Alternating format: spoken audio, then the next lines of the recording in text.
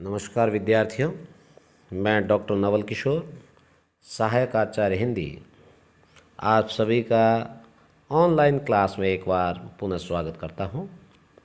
विद्यार्थियों, आज हम बीए द्वितीय वर्ष का जो हिंदी साहित्य का द्वितीय प्रश्न पत्र है उसकी चतुर्थ इकाई के अंतर्गत प्रमुख संत कवि व उनकी रचनाओं के बारे में चर्चा करेंगे।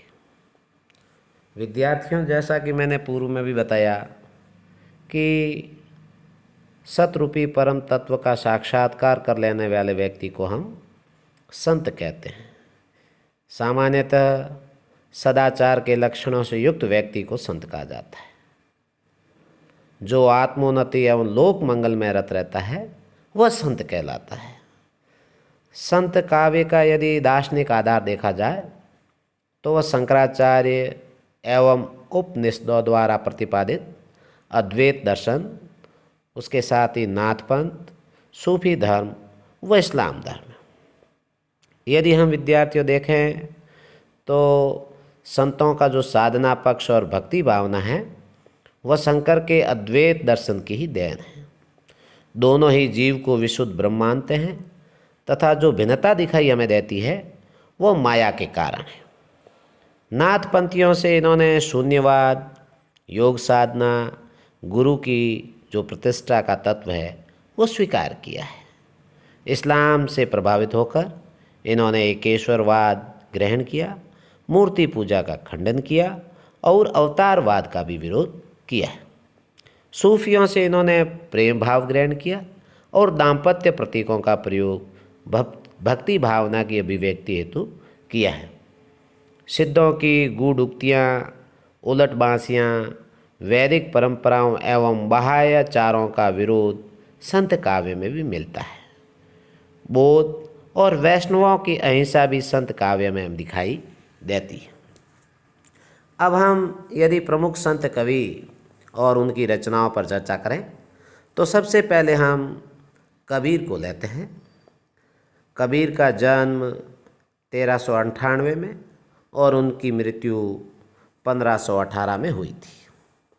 कबीर की जो रचनाओं का संकलन है वह बीजक नाम से किया गया है, जिसके 3 भाग हैं: साखी, सबद और रामेनी। जाति से कबीर जुलाहे थे, काशी में रहते थे तथा रामानंद जी उनके गुरु थे।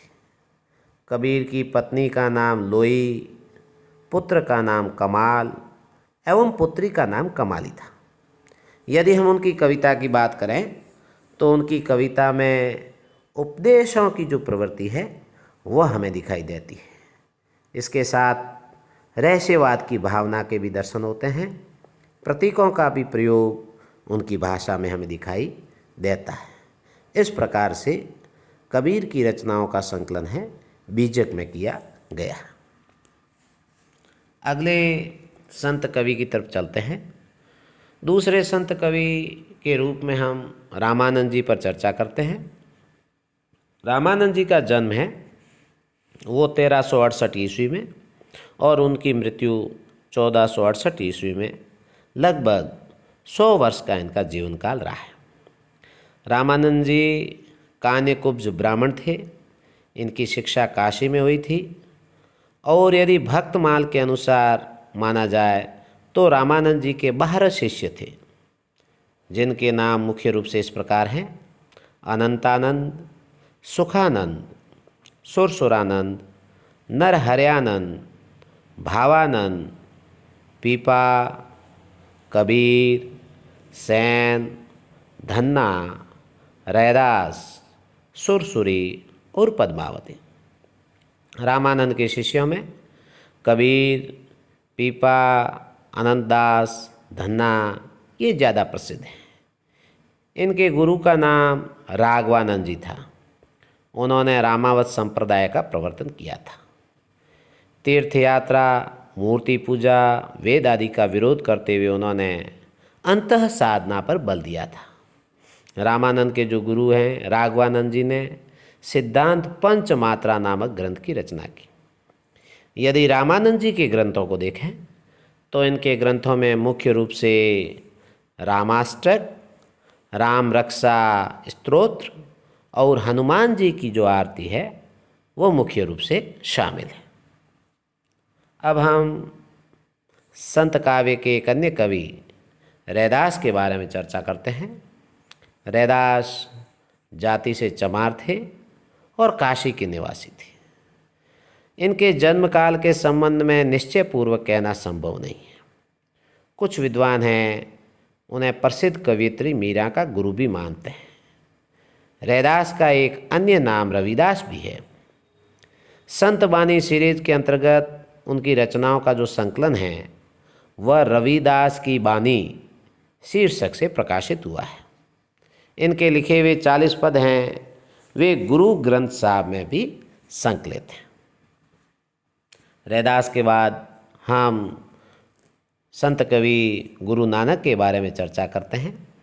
गुरु नानक सिख संप्रदाय के प्रवर्तक और इतिहास प्रसिद्ध व्यक्ति हैं, जिनका जन्म 1469 ईस्वी में तलवंडी में हुआ था, जो कि अब ननकाना साहब के नाम से जाना जाता है। नानक के जो पद हैं वे गुरु ग्रंथ साहब में संकलित हैं। इनकी प्रसिद्ध रचनाओं में जप्पू जी, असादिवार, रहीरास, सोहिला आदि मुख्य रूप से गिनी जाती है। गुरु नानक के बाद अगले संत कवि के रूप में हरिदास निरंजनी। हरिदास जो निरंजनी हैं ये निरंजनी संप्रदाय के कवि थे। इस संप्रदाय को नाथ पंथ और संत काव्य के बीच की कड़ी माना जा सकता है।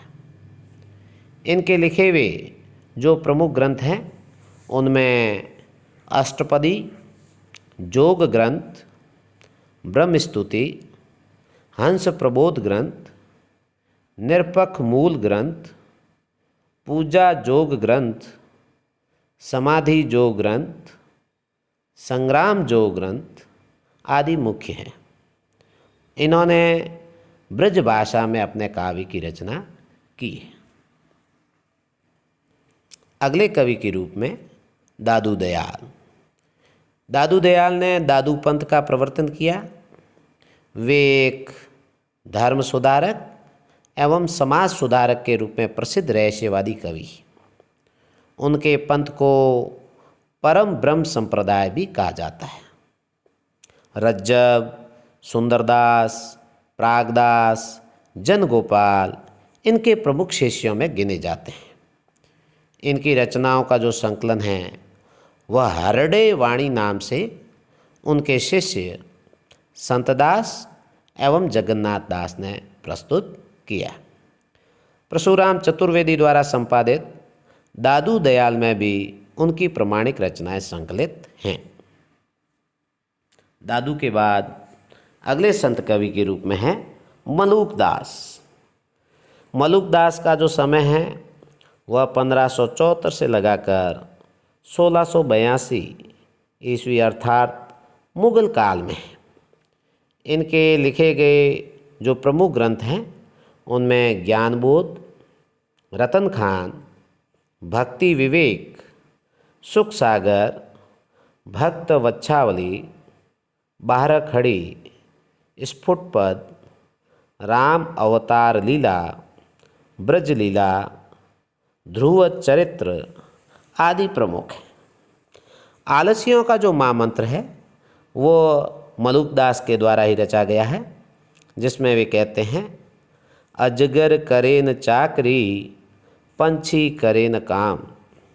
अजगर करे न चाकरी, पंछी करे न काम, दास मलूका कह गए सबके दाता राम। अब मलूक दास के बाद अगले कवि के रूप में हम बढ़ते हैं, जिनका नाम है सुंदरदास। ये दादू दयाल के शिष्य थे और अत्यंत ही प्रतिभाशाली कवि थे। ऐसा माना जाता है कि संत कवियों में सबसे ज़्यादा पढ़े लिखे ये ही थे। इनके लिखे गए ग्रंथों में ज्ञान समुद्र और सुंदर विलास अत्यंत ही प्रसिद्ध है। इनकी रचनाओं का जो संकलन है वह सुंदर ग्रंथावली जिसके 2 भाग हैं उनमें किया गया है और पुरोहित हरिनारायण शर्मा ने इनका संकलन किया है। सुंदरदास श्रृंगार रस के परम विरोधी थे। केशव की रसिक प्रिया और नंददास की जो रस मंजरी है उसकी निंदा उन्होंने अपने छंद में की है। उनकी रचनाओं को देखें तो वे ब्रज भाषा में मिलती है। अब इन कवियों के अतिरिक्त भी लाल पंथ के जो प्रवर्तक हैं लालदास, बाबा, इसके बाद में यदि और देखें तो बाबा लाली संप्रदाय के प्रवर्तक बाबा लाल, संत रज्जब, बाबरी पंथ की बाबरी साहिबा, संत सदना, संत पीपा, संत सैन, संत धन्ना आदि की गिनती है प्रमुख संत कवियों में की जाती है। यदि इनके अतिरिक्त पंजाब के कुछ सिख गुरुओं में भी संत काव्य की रचना हुई है, जिसमें प्रमुख रूप से गुरु अंगद, गुरु अमरदास, गुरु रामदास और गुरु अर्जुन देव, इनका नाम प्रमुख है। गुरु अर्जुन देव एक अच्छे कवि थे। गुरु ग्रंथ साहब में उनके 6000 पद है, वे संकलित हैं। यदि इनकी प्रमुख रचनाओं को देखें तो उनमें सुखमणि, 52 अखरी और 12 मासा प्रमुख हैं। शेख फरीद भी पंजाब के संत कवियों में उल्लेखनीय हैं। संत वीरमान की उपदेशपरक रचनाएं बानी शीर्षक से संकलित की गई है।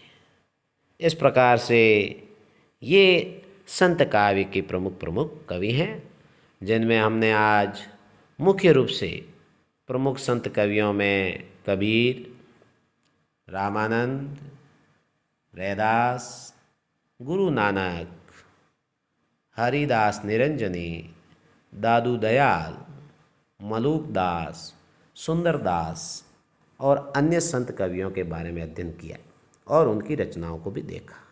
आज के कालांश में इतना ही। अगले कालांश में हम अगले शिक्षण बिंदु पर चर्चा करेंगे। तब तक आप सभी का बहुत बहुत धन्यवाद और आभार।